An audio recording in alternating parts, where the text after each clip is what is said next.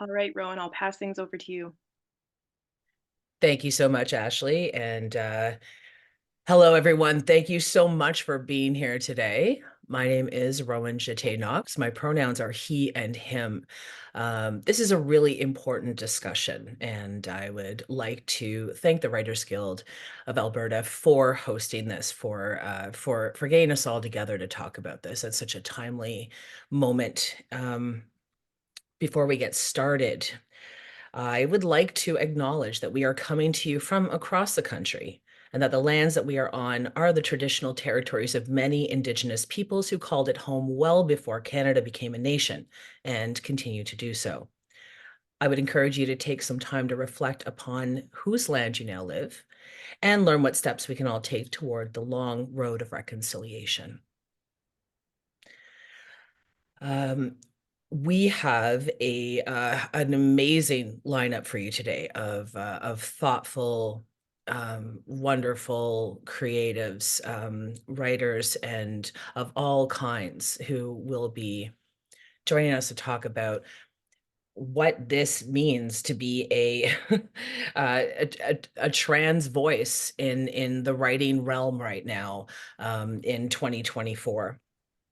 I'm going to give everyone a chance to introduce themselves because I think that that is often the best way to do it. People will tell you what they would like you to know. I encourage you, if you want to know more, you saw everybody's bios at the beginning. You can also go to the Writers Guild. You can go to writersguild.ca and look up everybody's bio there. And I really, really strongly encourage you to check out some of our works, some of the amazing panelists' work. So for me, I am a trans man. I am a best-selling author who lives in Toronto. I've written two memoirs. One is called Love Lives Here, a story of thriving in a transgender family. And in that, which was published in 2019, I talk about my child coming out as trans, one of our four children, and also my spouse of then 18 years who came out as a trans woman, and how the entire community that we were in ended up being incredibly supportive and welcoming when we lived in Ottawa at the time. So it's a very uplifting story. And then I also wrote One Sunny Afternoon, which was published in 2023. And that one is my own journey through trauma, through healing, and through discovering who I am as a person. It ultimately led me here, to living as Rowan, where I'm the happiest I've ever been. So I am going to let everybody introduce themselves. We'll start with Candie. Can you tell us a little bit about yourself? Sure. Hello, everyone. My name is Candie Tanaka. My pronouns are they, them. I'm an artist, writer, librarian, I guess you could say. I live in Vancouver, and my first novel was actually a surprise to me to write, but it's a YA novel called Baby Drag Queen, and it's with Orca Press in Victoria. And I'm just really happy to be here. And I, basically look at the sort of uh, I'm interested in the sort of play between the being a multiracial trans person and how it sort of appears in my writing and sort of the complications and difficulties and with getting something published and with just existing in the space. So I'm happy to be here today with all these very distinguished other authors and of course yourself too, Ro. That's amazing. Thank you so much, Candie. Let's go to Raziel. Hi, everyone. My name is Raziel Reed. I'm based in Vancouver. My pronouns are they, them. I've published three young adult novels. My debut novel, When Everything Feels Like the Movies, is inspired by the hate crime murder of Larry Forbes King, who was shot dead in his school computer lab in 2008 in California for being queer. That book won a Governor General's Literary Award, and I followed it up with two other young adult novels, Ken's and Followers. Ken's is inspired by Heather's, and it reimagines the school hierarchy where all the queer kids are the most popular kids in school, which I hope is our future. And the reason why I'm here today and was keen to take part in this is because of uh, Alberta Premier Danielle Smith's horrifying policies against trans people. Gender is between your ears, not between your legs. But who can blame Danielle Smith for being a bigot because she has nothing between her ears? All right, thank you so much. Let's go to Skylar. Nope. Pronouns. I'm not jazzed about the fact that I need to be here, but I'm happy that I am. Yay. Amazing. And last but not least, Olivia. Hello. I'm Olivia. I'm based here in Calgary. I've written for a long time, published in various places. My debut novel is coming out next year with At Bay Press. And my work engages with different facets of being Asian Canadian as well as being queer. Um, I it came out in second year of university, in kind of a funny way. Um, I kind of chose my name as something just to try out. I didn't think that it was going to stick. I had the expectation that I was going to pick something else at some other point. But then I just never felt the urge to change it, and it just stuck around. So here I am right now, and I am very happy to be here. And we're happy to have you here. Thank you so much, everybody. See, everybody can do a far better job at introducing themselves than I could do because you're all amazing people. I have spent the last couple of weeks reading up on everybody and looking at all of your works and your bios as best I can.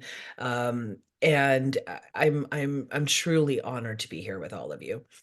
So the way this is going to work, I'm going to ask everybody one question specifically for them, for each panelist. And then after that, I'm going to ask a few general questions.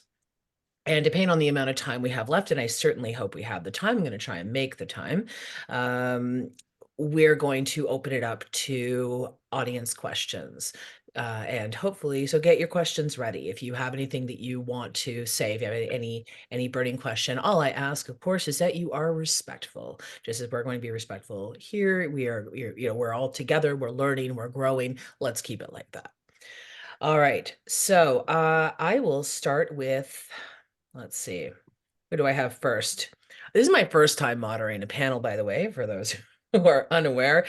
So I have been frantically getting things together / losing sleep / drinking too much coffee, but we're here. So let's see how I do. All right, You're doing let's start with great. Candie.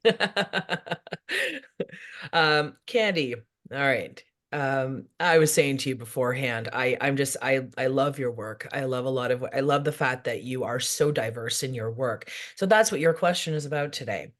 Your work as a writer is as diverse as it is impressive, spanning from poetry to a recently published YA novel, which you just talked a little bit about, called Baby Drag Queen.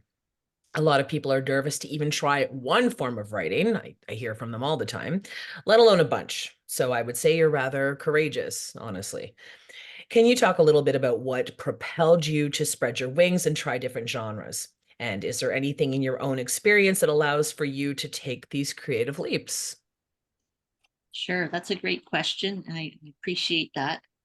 Took a lot of time and effort to look into my background, but yes, I think for me, doing a YA novel came about as just sort of like a chance opportunity that just randomly came up through myself hosting an event somewhere. One of the panelists that was on the event, we connected on Twitter, and they actually reached out to me at one point and said, "Hey, my publisher's looking for some people to write some YA. Do you want to do a couple pitches?" And I thought, I've never written YA. I had no previous interest in it aside from reading a few YA novels, and it wasn't my genre. I had gone into the writer's studio actually as, believe it or not, nonfiction, into the nonfiction cohort. So I'd been writing nonfiction, doing little short stories. And then when I left the writer's studio, I realized that I actually wanted a little bit more creativity, a little bit more leeway. So I started writing fiction. And so I have a fiction novel that I've completed that, of course, I'm having trouble getting published because it's mainly about a trans, multiracial, masculine, protagonist. And then, so I pitched a few things to Orca, and they actually liked Baby Drag Queen and sort of started writing, YA for the first time. Found it really interesting, really fascinating. Their format is very strict on what you can do. So many words per chapter, has to be at a certain reading level, because the book, the Baby Drag Queen, is written for people that are kind of reading below an average grade level. It's like a high-low, so they call it high interest, lower reading level. But I think in my life, being a multiracial person, you never feel like you fit into any world. And so I think that's sort of like just part of me. Like I'm, Japanese, Chinese, Indonesian, and Scottish. So I kind of just don't feel like, it's hard, but I just don't really feel accepted fully in any of the communities that I could potentially belong to. I mean, people try and make me feel sort of, accepted, but I don't, just because I just, the language that I still have to learn, that was never part of my childhood growing up. So I think just that, and then part of just my background too is having interests, and maybe it's not a good thing in a way, like not being able to like kind of focus in one area, but I really enjoy taking things from and learning experiences from one area and blending them with, experiences in another area as well. So I think I try and bring that into my writing. And, one of my first jobs actually was at the shipping dock, and it was basically a floater. So I would just go around to different people's jobs and learn those jobs. And I think it kind of helped me, just sort of become that as a person as well. So it definitely overlaps into my writing. That's fascinating. I think it's true that lived experience is often the best teacher, and we grow from a lot of difficult times, and we don't grow when things are easy. So finding those little nuggets of good when you're struggling to be understood, when you're struggling to be seen, can be really healing in the long term, using those gifts later. I know I've done some of that in my own work, as well as taking the bad and trying to turn it into something more positive and helping others along the way. So that's fantastic. Thank you so much, Candie. All right, let's go. Who do I have next? I need to learn to unlock my phone. So I started testosterone a few weeks ago, and my phone no longer recognizes my face. And it doesn't matter how many times I do it, 2 weeks later, it doesn't recognize my face again. So I always have to put it. So if you notice, I'm putting in my code every single time. Sorry. All right. All right. Who's next here? All right. Let's go to Raziel. All right, in 2014, as you mentioned earlier, you published your first book, a YA novel entitled When Everything Feels Like the Movies. The story was partially inspired by the 2008 murder of Lawrence Forbes King, a gay Californian teenager who was shot at school by a fellow classmate. It's a horrific story. Here we are in 2024, and I'm curious to know if you've drawn any parallels between what was happening to gay students not long ago and what's happening to trans students today. Wow. Well, Larry Forbes King died in 2008 before using pronouns and teaching people about pronouns was as common as it is today. Larry was beginning to identify by the name Letitia, and I think of Larry as Letitia. I think of Larry as she, her, because I believe that's who she would have become if she hadn't been murdered. She asked a boy in her class to be her Valentine, and the answer to that question was 2 bullets to the head. She was shot on February 12th, 2008, and taken off life support on Valentine's Day, February 14th. What's interesting about Danielle Smith's policy about not allowing puberty blockers for anyone under the age of 16 is that Larry was 15, or Letitia was 15. So she was old enough to die for who she was, but she was not old enough to live as who she was, according to Smith's policies. When I was growing up in the 90s, and I was in my senior year of high school when Letitia was murdered, when I was growing up as a kid in the 90s, the only queer programming that I had access to back in the days of network television was Will and Grace. That was my only source of queer culture. And my mom used to say there sure are different types of queer guys. You could either be a Will, every mom's dream, or a Jack flamboyant and unapologetic. And what I learned is that it's okay to be queer if you're like everyone else. And so much of the homophobia that I experienced and bullying that I experienced as a kid was actually the intersection of misogyny and homophobia. It wasn't just that I was queer, it was that I was girly. And so when we look at how trans people are being treated today, it really is like how gay people were treated, gay kids were treated in school in the 90s and in 2000s. There's not enough media for trans people, and there isn't and therefore there isn't enough hope for them. And I felt so hopeless when I was growing up and when I was being attacked for my identity. And I think a lot of that has transferred onto trans kids today. And so the battle for our rights has really transferred to trans kids. Yeah, absolutely. Thank you so much. I have a child who came out at the age of 11 and is now 21. So we have had 10 years, and most of those 10 years with gender affirming medical care. And I've personally witnessed how life-saving it is. So I think these stories are really important right now too. So thank you so much for that. All right, let's go over to Skylar. All right. And I lost where I was. There we go. I've got it together, I promise. Skylar, you're a haiku poet who recently published an award-winning book documenting your transition through haibun. It's a literary form originating from Japan that is a mix of poetry and prose. I looked into it. It was so neat. I've never really delved into that realm before, and I really enjoyed it. So thank you.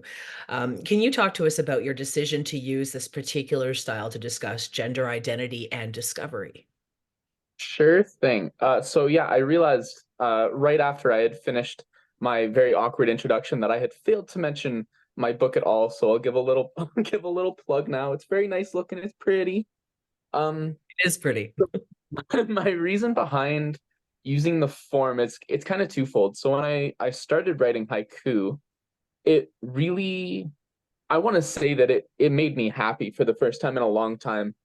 It was right around the time I started transitioning. It was really hard going through that. And I found that haiku allowed me to see more beauty and in not only like the everyday life, but also just like the mundane. So like basically like whatever it is I'd be witnessing as I went on my stroll to school or whatever, just around the block. It just like helped it, I don't know, take on a different meaning to me, and it became a little bit more beautiful. So I started writing haiku that way. The answer for the diary section is going to be incredibly dorky, so hold on to your potatoes.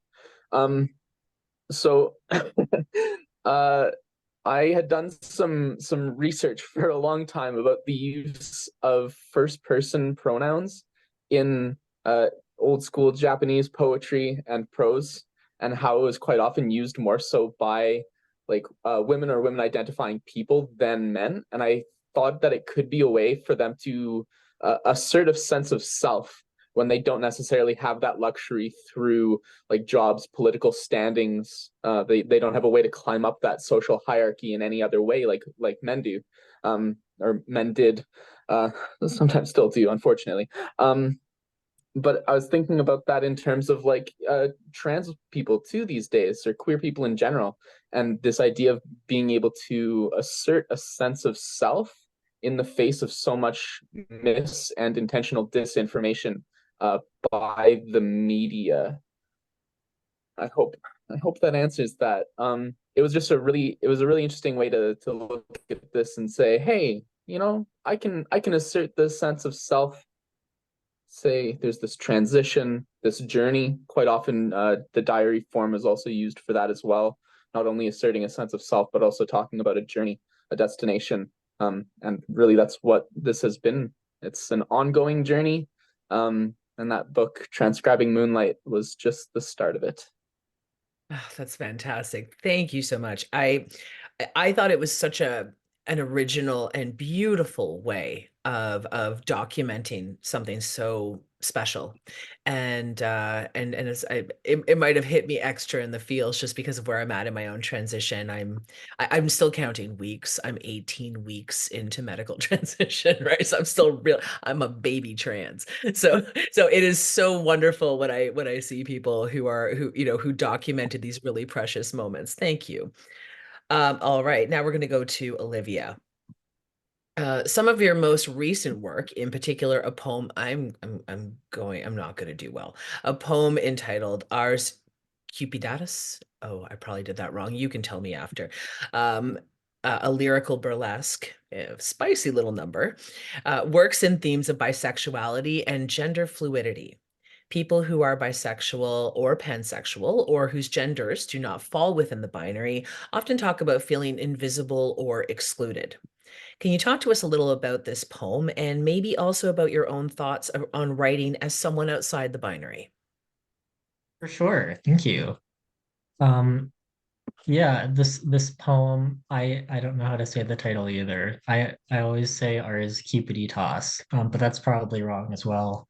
Um, yeah, the most recent performance of this piece was at Wolf's Voices last month. Um, Skylar was there, you've seen it. Um, yeah, it's a provocative piece. The performance is very provocative. Um, and that was intentional. I think that that's really important. Um, the all of the people that I look up to as artists and performers are notoriously provocative. For all of the writers that I look up to, they push the they push the envelope on what is acceptable in the culture that they're writing in, and I think that's very important.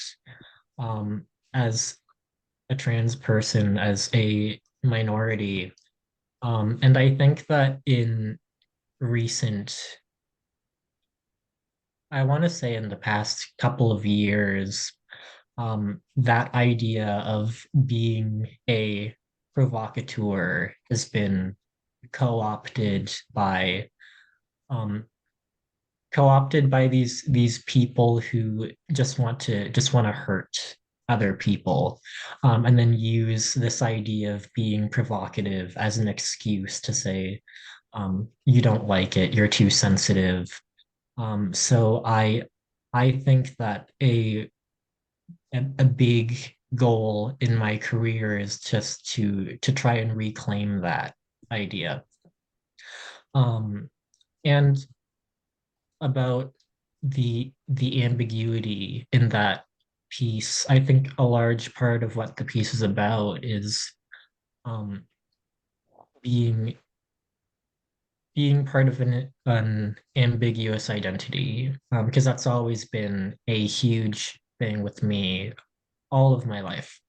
I've never been able to identify with any one single label for my gender, for my sexuality, for anything really. And so there's inside of that, I feel a lot of power. Um, I feel a lot of freedom in that, but there's also this sense of othering where you don't feel that you can identify with any one community. Like I definitely can't identify with cisgender people. And I think that within the trans community as well, there's something of a prescription for how you're supposed to experience this, which can be othering as well. So I think it's important to try to reclaim this idea that there isn't one way to experience these identities. There isn't one way to label yourself, and that's really important to me. That's what I try to get across in my writing. Wonderful. And it really does come across in your writing. I think it is, and I think it is important to push the envelope as well, because we have to get uncomfortable to grow, as I said earlier, right? So sometimes getting uncomfortable with what you're reading or what you're seeing, or just a little bit of, oh, why does this feel weird to me, allows us to examine those parts and start to unlearn and deconstruct so that we can learn new things. So it's a wonderful way to look at it. Thank you. All right, so now we're going to go into questions for everybody. You're also smart. You're all so smart. You're all so thoughtful. It's wonderful to be having this chat. All right, so let's start with something that I think is important to talk about. And in this case, anybody who feels like speaking, feel free to speak up, and then just take your turn when you are ready. And if you don't feel like answering the question, we'll go to the next one. So the first question, how are you feeling as a trans or queer person living in Canada today? Terrified, if to be honest. I was just watching a video on YouTube of, he like calls himself like the roofer or something, and he barged into a drag story time for kids in St. Catharines, Ontario, and filmed it and just made this huge scene, accused all of the drag queens of corrupting children and purposely trying to sexualize children and turning it into something so sordid. And the fact that this MAGA-esque mentality is in Canada, and that people want to demonize drag queens and and all queer people, and especially trans people, it's scary, and it seems to be growing, and it's supported by leaders like Danielle Smith. Kids, in terms of drag story time for kids are inherently imaginative and creative, and they love playing dress up. Okay, and there are all types of drag performance art. So to turn it into something inherently wicked is so myopic and so wrong and so dangerous, and it's happening at such an excessive rate. So I personally don't feel safe as a non-binary person. I know a lot of trans people who have received so much vitriol and hate and threats to their very existence, and that seems to be supported by our government, not our liberal government, thank God, not by our prime minister. I as a writer, I believe in free speech completely, but the online harms bill is something that I also support, because so much of this hate towards trans and non-binary and queer people is happening online, where people feel that they can say and do whatever they want without consequence, and they can't, because that type of rhetoric, it leads to death. It leads to trans people being genocided against. Yeah, I personally had my own experience with that and the online hate and everything that came up, and I nearly wasn't here to tell the tale. So I feel you on that one. Anyone else want to weigh in on this? How are you feeling today as a trans queer person in Canada? Yeah, I'm glad that you brought up the storytelling with drag queens. I'm the ED of the foundation in Vancouver here, and we've had such a challenging time the past year. I had to hire community security, and it's just really disheartening to know that this sort of thing, granted, it's probably always been in Canada, but I just feel like, that the sort of more right-wing extremism has started in the States, and it's legitimized that same sort of behavior in Canada. And so I was just really surprised, a little bit shocked, and kind of disappointed. I don't feel as safe as I used to feel. And I don't, in Canada, but I don't really think it's just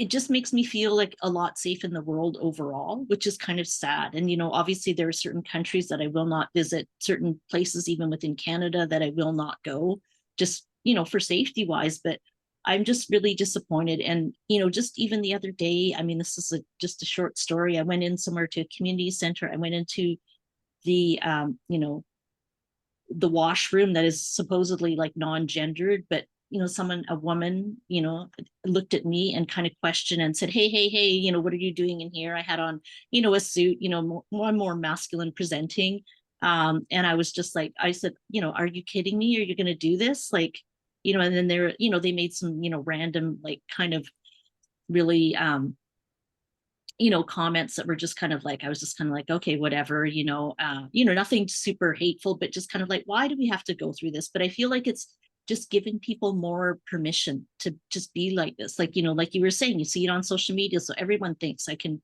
be like this. So yeah, I feel a lot less safe than I did when I was growing up. I have to say, so yeah, it's sad, but I'm sure other people have things to say. So there is a truth to that for sure. I will just interject quickly and say that my last book is really about trauma recovery more than anything, and self-discovery and healing.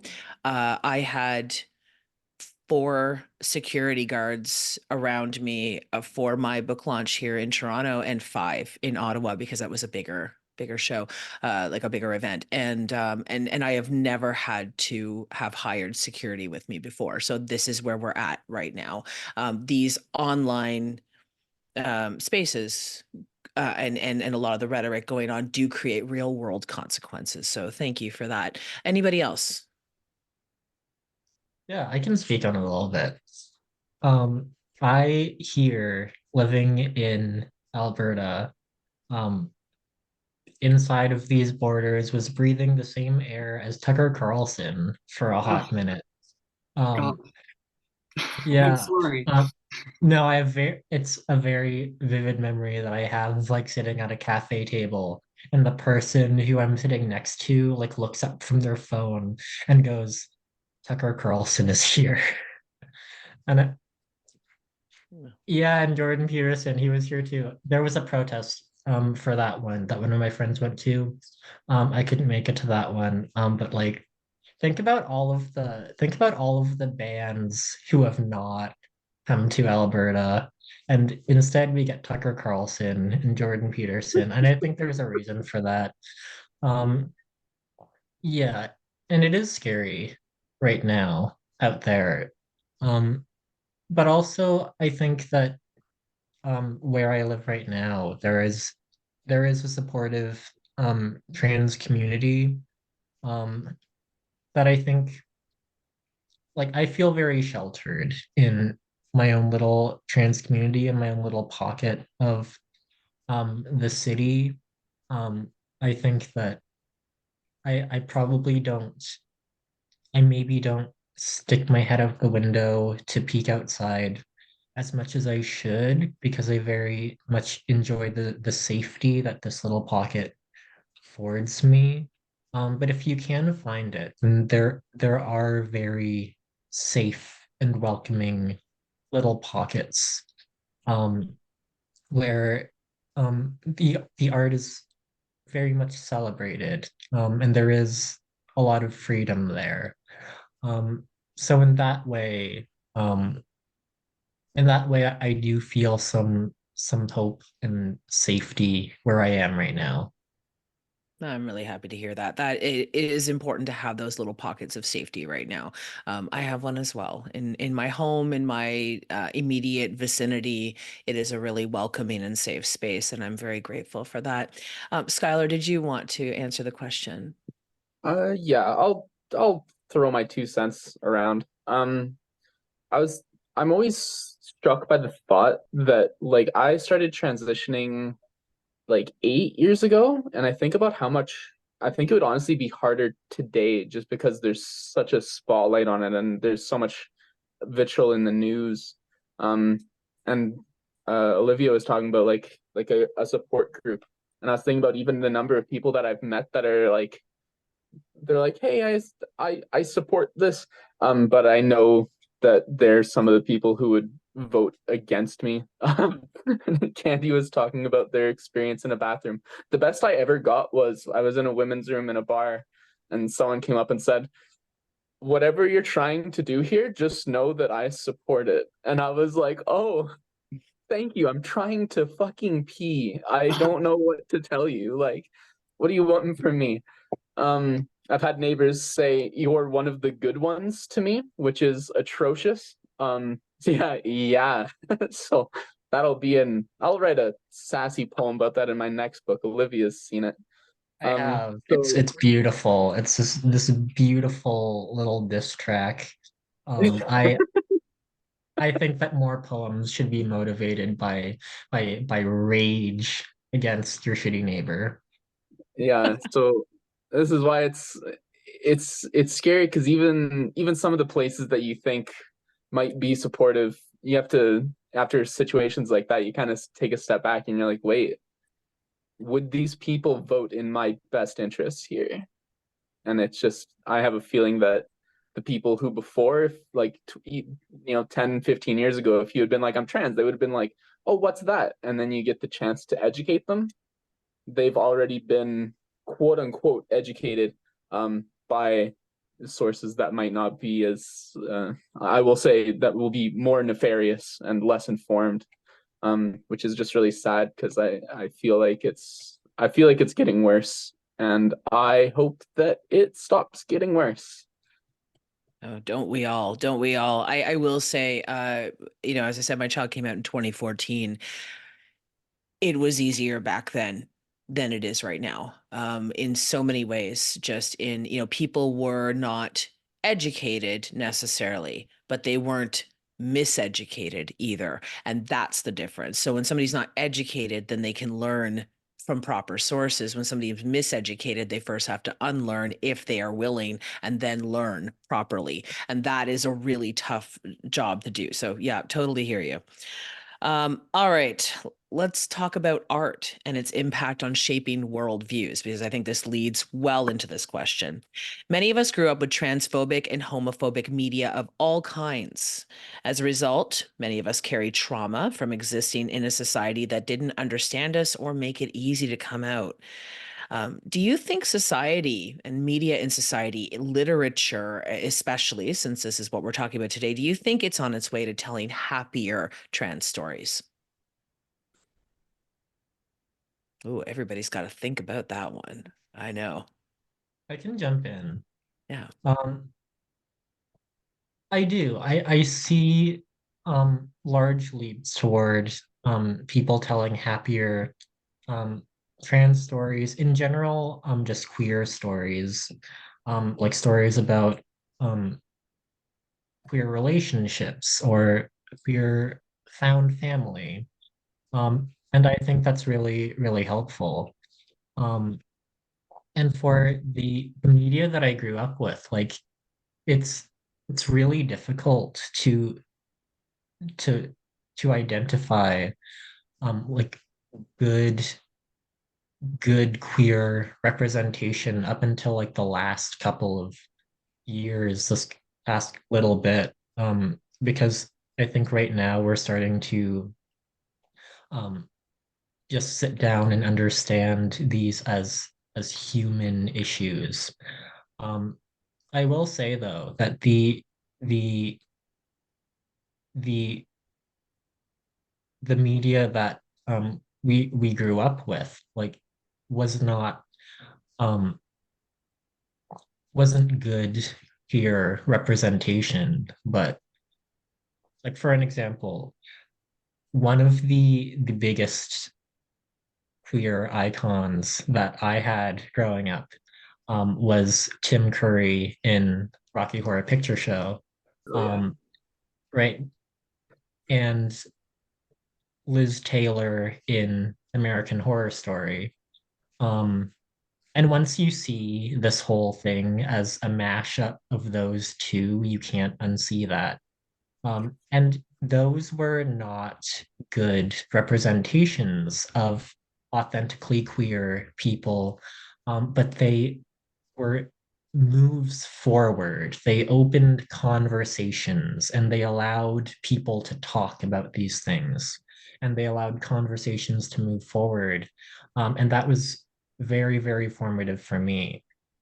So I think that going forward, like I want more, like not just happier, but more authentic queer representation, like human queer representation. Um, and I want people to be able to open up conversations because I think that there is this fear of not being perfect representation that I think is stemming new conversations from being moved forward. So for me, the number one thing, as well as happy stories, is authentic stories.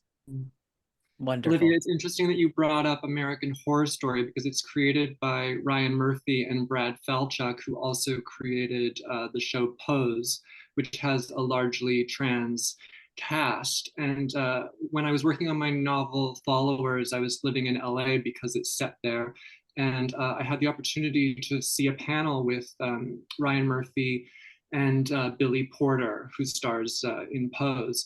And it was at the Pacific Design Center, and it was the panel was or the conversation between Ryan Murphy and Billy Porter was about Billy's nomination as leading man at the Emmys. And I remember sitting in the audience and thinking, this is an amazing time to be a queer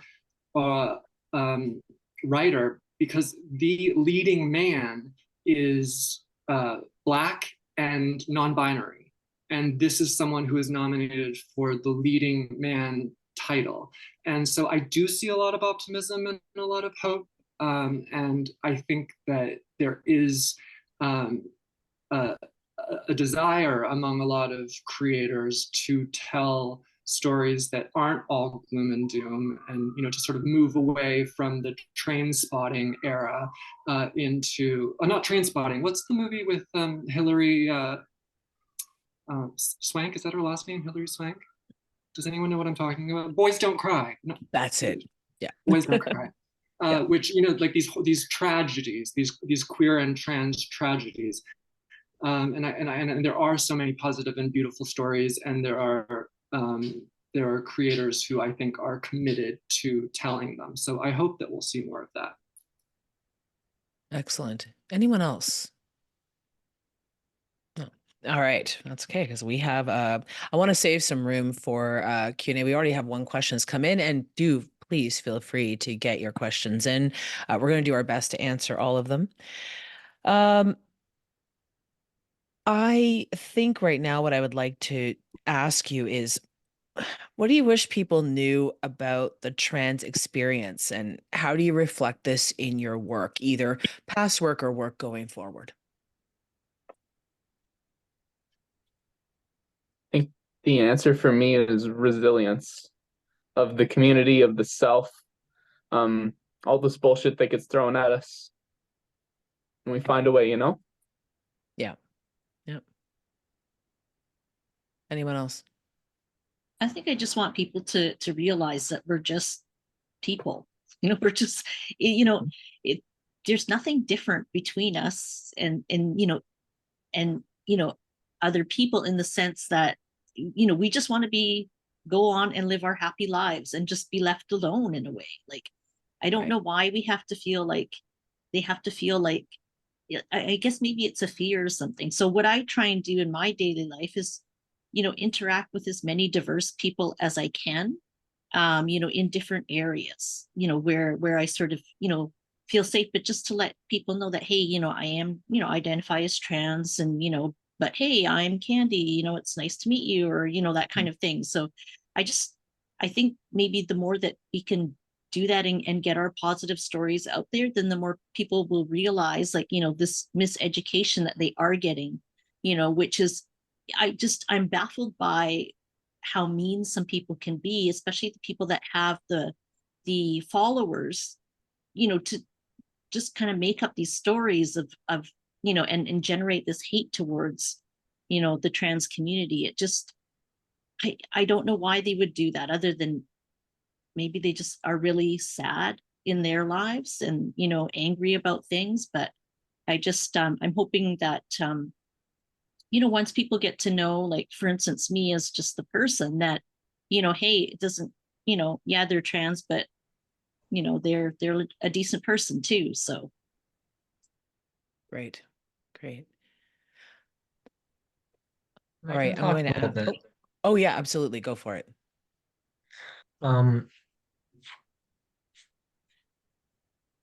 Sorry, could you say the question again, just so that Yeah. I can answer it fully?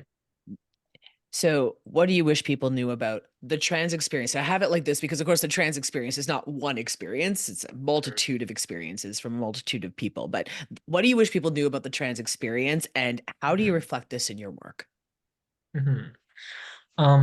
I think that the number one thing that I want people to know about the trans experience is that it is a constantly changing, shifting, evolving thing within every individual person and as a whole. Because I think that once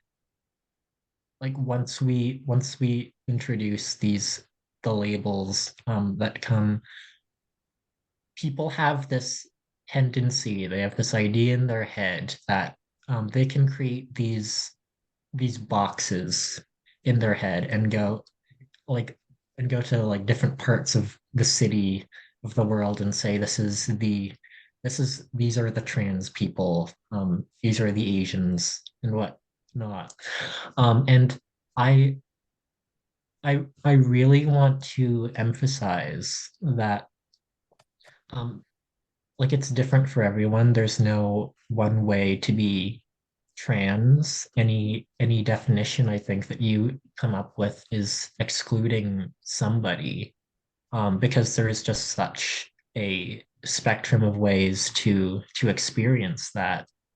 Um, and I think that the best way for trans people to express that is in authenticity in their work, just being truly themselves, which is so hard to do. Um, and I think that I just like to fight against this tendency that we have to generalize and put people in boxes together, just kind of shoved in the back somewhere. Right. Yeah, agreed. Agreed. Okay. I do want to get to some audience questions. So I have one of the audience questions is very similar to a question I was going to ask anyway. So I'm going to let that happen in a little bit. I'm gonna make this a two-parter so that we can get to the questions. So number one, let's share some trans joy. What is wonderful about being trans? And then at the same time, when you answer that question, tell us what's next for you in your work and how can people find you?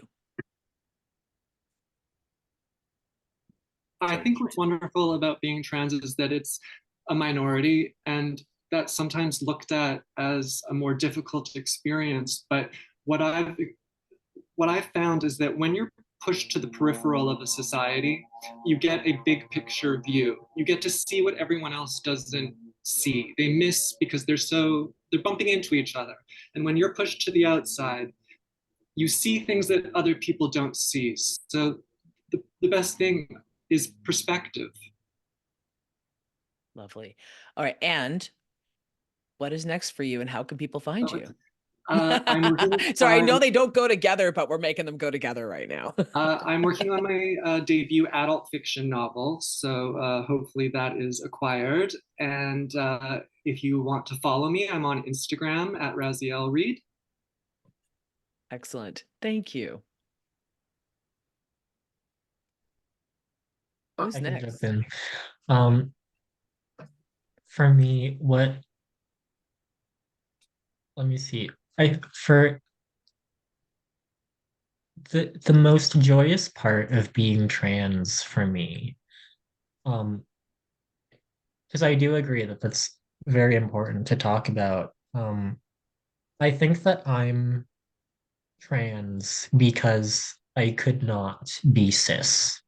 Um, like I think that being trans was just like coming out and just accepting this as a part of who I am was a process of like deconstructing who I am and then rebuilding it, with the parts that I like, with the parts that I feel are reflective of me. And I really did not have any goal in mind of what that was going to turn out as, but it turns out that I am trans. And I find so much joy and freedom in that. Yeah, and I think a lot of the joy is about um, that rebirthing yourself, like the control that you're able to take into your hands and to manifest into your life. That's the most important thing for me. And for what's happening next, I'm working on my novel right now. That is in very early stages of development, but updates will be rolling out. I'm working on various other things. My next little thing is coming out in the Queen's Quarterly soon. For updates on that, I have my Instagram at Reeling and Writhing. And then I have my professional website, which is a new thing, it just came up. Pain to make. I hate website coding, but it's up now. There's a little blog on there that you can sign up for all of the updates. Yeah, really exciting year coming up for me. Great, thank you. I think the best part about being trans for me, it's meeting other rad people in the community. Olivia was talking about like deconstructing and then reconstructing oneself in a way that they feel like really matches who they want to be. So you just end up meeting a whole bunch of like self-actualized people who just like love themselves, and it's so cool and so refreshing from some communities you see in the world. So it brings me a lot of joy. That's my queer joy. What's next for me? I have another book of poetry in the works. It's out for submission at a couple places. It's called There's Magic Here Too, a trans woman's guide to being monstrous. Because we were talking about like negative representation in media, and I kind of flip that on its head and kind of lean into the monstrous side of things, and reimagine trans women as like mermaids and stuff throughout the border between Canada and America in Windsor. And finding that cool community there. So I'm looking forward to that. That's wonderful. Where can people find you, Skylar? Oh, I just have like my personal Facebook and Instagram, Skylar K or SkyK13 on Instagram. You can add me, follow along. I post a lot of ridiculous memes on Instagram. So yeah, get ready for that. Authenticity. All right, Candie, how about you? Yeah, I think for me, what I really like about being trans is just not having to feel like I have to conform to any boxes, or there's no boundaries or things. So I really, my personal thing is I need freedom. I just need freedom in all kinds of things, like freedom of thought, ways of being. And then, one day I might be like this, one day I might be like that. I sometimes feel for, people that feel that they have to conform to like standards of like what a man or what a woman should be, or what this person, or even like what a trans person should be like, or whatever. So I kind of like the sort of shifting of like thought, and sort of just not living with borders or boundaries or things like that. So that's what gives me joy. Right now I am still trying to get my main adult fiction novel published, which I realize that it's been a long time. I might have to kind of put that aside. I am working on another one, so that's kind of what I'm doing right now. And I have a bunch of events coming up, which I, am happy that that I also get to, like, if nothing's happening in sort of the publishing sphere right now, that I also get to play around in this other area. So that's what's happening to me. That's great. All right. Well, thank you all so much. We're going to go to questions. I'm always working on a bunch of different things. I'm a juggler personally, and I'm writing, I'm speaking, I'm kind of all over the place.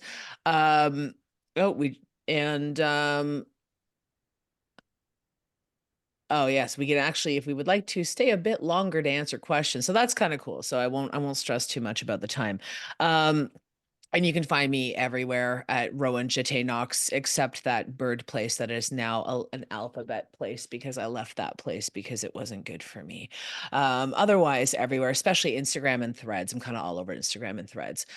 All right, so let's get to some of the questions. This one should be a fairly simple one, I think, for a lot of us. It's from Barb, and it says, Do the host and panelists feel the writing community is a safe pocket, as you were referring to, Olivia? So do you feel that the writing community is a safe one? Well, I would say that there are writing communities. And, I mean, Jordan Peterson writes and publishes. So is it a completely safe space?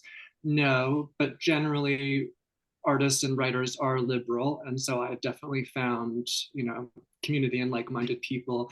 And, I'm published by Penguin Random House Canada, and I would say that they have an agenda to support queer and trans people. And so you can sort of find your tribe because because certain publishing houses are helping to create them. Yeah, I would agree with that. I'm also with Penguin Random House Canada, and I have found that they are great on queer representation and have been wonderful with my transition and everything too. So yeah. Yeah, I do feel, sorry, you go first. No. Okay, I would be inclined to say the same thing. Publishing is a business first and foremost. So these places likely aren't going to publish you if they don't think your book will sell. And I'd say the writing and reading communities, like you said, again, there's multiple, but there's at least pockets. Otherwise, there's no shot in hell a place like Penguin would publish trans writing. So it's nice to know that even the wallets are backing us up here. Yeah. No, I agree with that. And there are pockets, there are writing communities, plural. But yes, I feel like the one that I inhabit right now is a space where I feel comfortable inhabiting and I feel safe to express myself. I feel like there are steps that can be made toward really understanding what these works are about and understanding what being trans truly is and like being accommodating of that. But as a whole, I feel like to open up these conversations, I feel very safe in doing that. Great. Anyone else? Next question. Okay, let's do it. Okay, so given the current political climate, including things like book bans, would it be easy to see a chilling effect on it would be easy to see a chilling effect on creation. This is from Cassandra. Publishing is hard enough as it is without this effect. Do you ever feel the need to find yourself censoring your stories? And if so, or perhaps if not, how do you combat that? Mm. Mhm. Do you know what books I would like to see burned? The Holy Bible and the Koran. And I know that that's controversial to say, but that's why I'm saying it. I grew up Catholic, and so I feel like I can speak with some authority about religious oppression. And it's oftentimes the people who go to schools to advocate for books being taken out of school libraries are coming from a religious and moral point of view. And that makes me all the more determined to write works that are provocative, to not censor myself, because there's enough of that happening from the outside. And I firmly believe that if you want to reach someone's heart, you have to get under their skin. And I feel like that is my destiny as a writer, is to provoke and to express myself without the restraints and binaries that have been placed on me by religious institutions and those who subscribe to them. Yeah, I do think religion is a very controversial subject, and I grew up Catholic too. So from my personal experience, there was a lot of unlearning to do. My whole family is still Catholic, and they are wonderfully supportive, and not in that, love the sinner, not the sin way. In that very much in that fully embracing, loving me. But we all carry a lot of trauma from our past, and a lot of I definitely carry some as well. So thank you. Anybody else? I too will not censor myself. I plan to keep writing bannable books. That's my goal. Love it. And on censorship, I think it's more like I don't censor myself when I write. It's more that I write whatever I want to write, and then in the back of my head think this isn't gonna get published. But I send it out anyway, and I think that's important. The first publication that I ever had was in a queer magazine. That one allowed me to use the C word in the first line, like the Asian C word.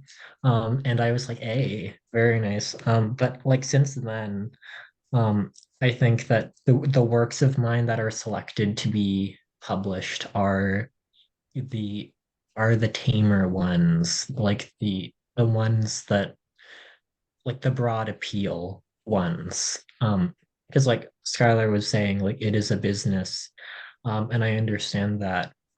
So it does take work to get your more provocative stuff out there. But I think once you can, there is a real market for it, and there is real interest from real people in seeing that. Yeah, absolutely. There are definitely, I would say that some places will take a chance on publishing something and be very pleasantly surprised as a publishing house when they do, because there is an appetite for pushing those boundaries. Totally agree. Anybody else, or do you want me to go on to the next question? I'd just like to quickly say that one of the best things one of my favorite writers actually said to me was just write what you want to write and just let it all out onto the page. Don't even like think about it, just like write it.